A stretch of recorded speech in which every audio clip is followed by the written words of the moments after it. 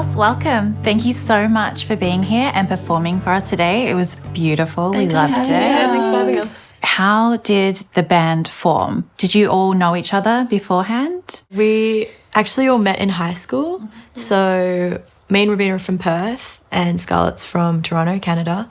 But her family is all in Perth and she came on exchange to Fremantle, which is where we all lived. Yeah. And that's how we met at high school, and we just She started. joined our music program that we were Yeah, into. in high school. I think we were in year 10. Year 10, yeah. And we were scared that no one was going to pick us to be singers like in the other bands. Yeah. So Rabina messaged me when I was back in Canada and was like, oh, like maybe we could start like a harmony thing with Sophia, I don't know. And we're like, yeah, okay, that'll be good. When we first started singing together, we did a cover of Jolene by Dolly Parton. And we all took a verse and then we sang together and we looked at each other. I literally remember this so well. We looked at each other and we're like, this is pretty good. Like, Yeah, I remember being in the really good. rehearsal room, Yeah. like at school, in high school, and we were all like, wait, this is kind of cool. Yeah. Like, there's That was- something going on. That was our first time doing it too. We were like, let's just try it right now. Yeah. I remember we pulled up Jolene and then it was just crazy. Yeah. And then probably like afterwards, like we'd been playing and singing for a while, like around Perth and stuff. And then we got to play at the Astor Theatre we supported Boy and Bear, and that was like a really big moment for us. I remember thinking it was huge. Yeah. And then we kind of went from there, and we've been doing it ever since. Suddenly it's over, now I'm feeling sober. Took a million tries to say hello. Started moving slower, everything is colder. Takes a silly girl to call first. Wanna believe that trying to be heard is the greatest thing to do. Can I ask you about the name? How did you get onto the stamps as the name? Scarlett came on exchange, but then she left and went back to Toronto for 6 months before she moved with her family to Fremantle. Yeah. So in those 6 months that she was away, we were all writing letters to each other, because we just... It's technically true. Yeah. We did do that. We did do that. And then that's why we called ourselves the Stamps, because it's like a stamp on an envelope. I was wondering if it had anything to do with kind of like a pen pal. Stamps. I feel like, we're big letter writer people. Yeah. And it was supposed to only be temporary. We're like, we'll come up with something better when we We were have the so time. anxious. We were like just going through it and we were like, okay, yeah, that's fine. Yeah. And then it just stopped. Stuck. Yeah. What would you say your biggest inspiration is musically? I love Fleetwood Mac. Like, that's one of my all-time favourite bands. But I feel like I'm influenced by lots of different things. But I think you've got I like Napalm a lot. But then, obviously that is very different. I do love the Staves is one that we had from the start. that was a I grew up listening to a lot of musical theatre. So I was doing musical theatre and stuff. And then we kind of changed. Obviously we don't do musical theatre, but I feel like a lot of writing and the way I sing as well can be a little bit very influenced by that. Yeah. Were you singing a little bit of musical theatre in the hallway? I heard. I was singing. It's really bad. I was singing in here as well when you're doing the shoot. I was singing Grease. Her dad was playing he played in musicals, right? musicals and stuff. Yeah, so you guys went a lot. But I went to lots of musicals. Too. But I feel like we bonded over that a lot. And then Ravina hates him. Well, no, she doesn't hate him. I liked them, but not I thought I liked them. But these guys are real. you're fans. next Yeah, level. I think that's great though to have different influences and it diversifies your range, I think, and it just gives you that scope. Yeah. Because each of you write different songs. Let me talk about your songwriting. Yeah. So the songs that you sung today, Yeah. each of you wrote. Me and Sophia wrote. we write. So Scarlett and I write songs separately, and then we bring them to the band, and that's usually what we sing. But we have started trying to co-write a little bit more recently. Yeah, that's just trying to explore. You can kind of tell what genre, at least for me, I think you can tell what genre I'm listening to with the songs I write. And I think we've gone through quite a few different kind of genres, and I think we're kind of even going back now to a little bit more to how we were when we first started singing together. We're doing some more folky, more stripped back. stuff like that. We did a bit more pop, and now we're doing a little bit more like, I don't know, song, like storytelling kind of song. Yeah, storytelling and songwriting, do you get that from your real lives, or where do you get that inspiration from 100%. songwriting? I feel like for both of us, songwriting is like us writing in our diary. You know, like it's literally like a a diary journal entry. for anything that's happening And in that it's specific you time. can always tell, like, you know what it's about. It's cathartic, right? It feels like you get it out and you get to express it in the form of music. It's always like, I know who that's about. I know what this situation is. Whenever the girls bring it, I'm like, you need to tell me what the tea is. Do you ever try to conceal it a little bit? Or is it I think just you're better at concealing. I try and conceal it. I can't even. Because I mean, there were times when we were like playing in front of our parents. I'm like, I don't want them to know what's happening in my life. It feels personal. Yeah. It is a someone very writing personal. reading your diary. It's a very personal thing. There's a certain amount of bravery that comes into it because it's an art form. It's it's self-expression, right? Yeah. So it's like, and when you're songwriting in that way and it's vulnerable and personal, then it's a certain act of bravery in that way. Sure. Yeah. And I also feel like it's a really, like, it's amazing that we get to do it and pursue it. Yeah. But I've said this before, like, even if we weren't pursuing it as a career, we would still be writing the same songs because it's still the same outlet that we have. You know what I mean? Yeah, So definitely. yeah, it's pretty cool that we get to do it.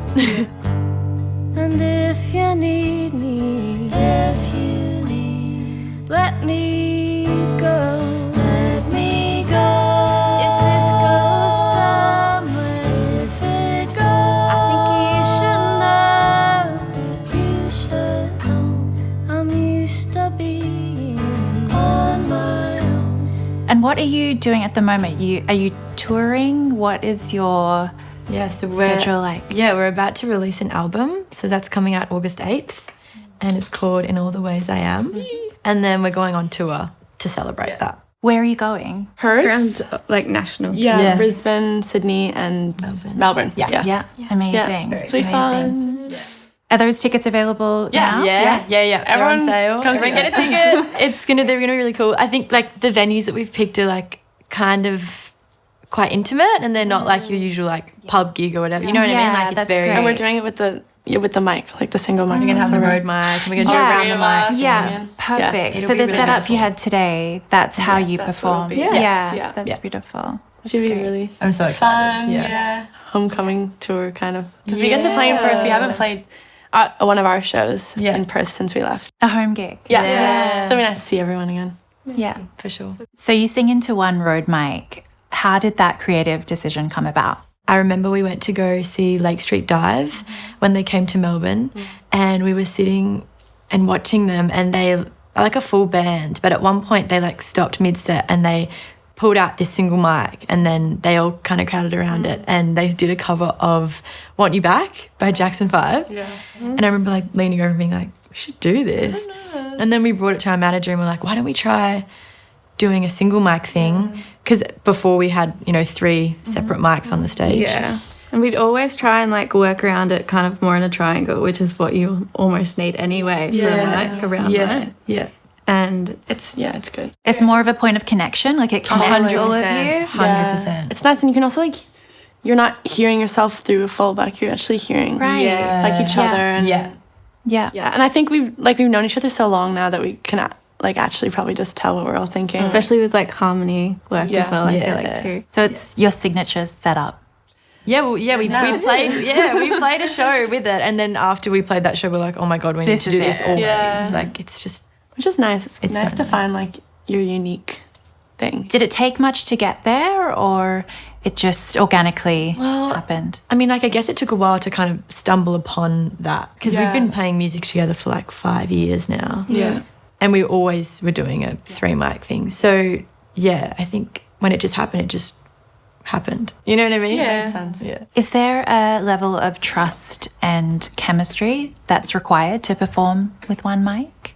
For sure. I would say definitely, yeah. Like being just physically so close to each other, like you need to be comfortable. Yeah. Because everything translates. Yeah. If the audience can pick up that you're not comfortable with each other, like that's going to come through. And I think that takes time, and I think it takes luck as well. And I think we're really lucky that we did meet and that we like kind of like found each other, you know, and like had such a good foundation and friendship before we kind of started. And I think like the fact that we did music and we've been doing music has really like solidified our friendship and our connection. And like I even remember talking to my dad about it, and he was like, it's so great that you have such great friends, but it's even more great that like 50, 60 years from now or whatever, like you reconnect and like you can sing together. And I think like that's really special because like that's so sweet. I know, it's nice of my dad. It is. But it's like it's like a sisterhood. It totally is. And like music, that's the connection there. Brings everyone together. But and it's nice to be able to show that connection on stage, like with the mic. I think that's what's nice about it is people always comment like, well, you guys seem like you really are really good friends. Yeah. And like we are, and you can tell by the way that we can interact, like we love each other. And Yeah, someone asked, are they sisters? Because you've got that bond. That bond's been formed. Yeah. It must be just the bond. It's so interesting to me because I feel like we look quite different. But energetically, you just all have that through line that feels very and similar. I think it comes like from we went to school together, we've traveled together, we moved cities together, like we've grown up together, so we really have like fused all of the three of us. That's a part of trust and chemistry and friendship. And especially like the years, everyone's always saying, oh, these are the years, like the really formative years, like 15 to 22. Like, you're like, those are really important years for establishing like a sense of self and who you are and like where you fit and stuff. And I think it's really nice to be able to say you've done it with your like best friends and you've like remained so close and like through everything, you know, it's like, well, why am I gonna cry? It's like, no, I'm gonna cry. No, it's so emotional. It's gonna be okay. But yeah, like they're really important years, and it's cool to. It's also cool just to have like the record of, you know, people knowing you for that long and that time, you know. A holy verse, my mother's curse. I feared the worst.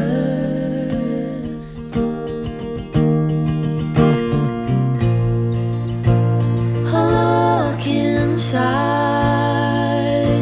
a hope to find what's on my mind. When each of you are writing a song, when you're sharing it with the group, do you explain the meaning? Do you go through the breakdown of it, of a song? Yeah, maybe sometimes. Not always before, but definitely after. Yeah, once it's been sung. But normally it's like very evident most of the time. Like, I think because we chat, like we're always yapping. Like we're always talking on the phone. So it's like a constant stream of stuff anyway, of like... It's a part of the process. What's happening. And also I feel like if there's something going on in our lives and, you know, we're venting about it, I'm just waiting to receive the voice message of Scarlett's song. Do you know what I mean? Like the song she's written about. I remember, can like specifically remember me, like I was going through it. Yeah. And then I sent a voice memo and she's like, I was waiting for this one. Like I just knew it was coming. Yeah, our chats are full of those voice memos. So we'd have to pull them out. Lots of stuff. So is there any particular reason why you chose a Rode mic? I think like the Rode mic is just a classic and it's like stood the test of time. It's always been in our lives. And it just is like a no-brainer, you know, like it's kind of like the iconic one. I feel like to go for. It's nice. I think it picks up like a lot of really beautiful like moments that not everything else picks up, and like especially with how we sing and stuff, a lot of it is there has to be space for the other like little moments that aren't super painfully obvious. So it has like a really beautiful ability of picking up everything and the sound. And also the sound. It sounds amazing. I think also just aesthetically, like it's exactly the energy that's needed on stage, you know?